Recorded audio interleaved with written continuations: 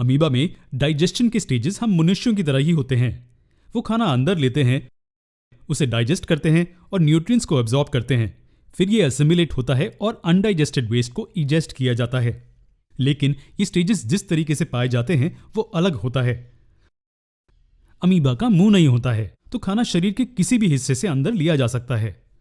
मनुष्यों के विपरीत अमीबा लगातार अपना आकार बदल सकता है और खाने को कंज्यूम करने के लिए ये स्यूडोपोडिया नामक छोटी उंगली की तरह प्रोजेक्शंस बनाता है। स्यूडोपोडिया खाने को चारों ओर से घेर लेते हैं और उसके आसपास शरीर बनाने के लिए उसे पूरी तरह से निगल लेते हैं। स्यूडोपोडिया फूड पार्टिकल को चारों ओर से ज्वाइन कर लेते हैं और उसे एक फूड वैक्यूल में फंसा लेते हैं। फूड वैक्यूल और कुछ नहीं लेकिन एक टेम्पररी स्टमक है। फूड वैक्यूल्स में एंजाइम्स होते हैं जो खाने को डाइजेस्टेबल न्यूट्रिएंट्स में ब्रेक डाउन करते हैं और बाद में ये ग्रोथ के लिए अमीबा द्वारा एब्जॉर्ब किए जाते हैं। जैसे ही न्यूट्रिएंट्स एब्जॉर्ब हो जाते हैं, फूड वैक्यूल गायब हो जाता है। खाने में मौजूद न्यूट्रिएंट्स अमीबा के शरीर द्वारा सीधे एब्जॉर्ब कर लिए जाते हैं, जिसे साइटोप्लाज्म कहते हैं। साइटोप्लाज्म की मूवमेंट के कारण ही सेल के सभी हिस्सों को न्यूट्रिएंट्स मिलते हैं और ये न्यूट्रिएंट्स ज्यादातर ग्रोथ और मेंटेनेंस के लिए यूज होते हैं।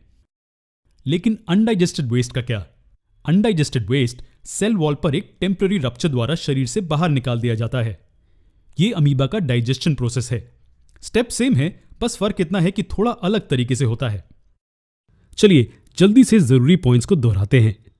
स्यूडोपोडिया जो कि टाइनी फिंगर जैसे प्रोजेक्शंस हैं, अमीबा की बॉडी के चारों ओर होती हैं और यही इस्तेमाल होती हैं खाना खाने के लिए।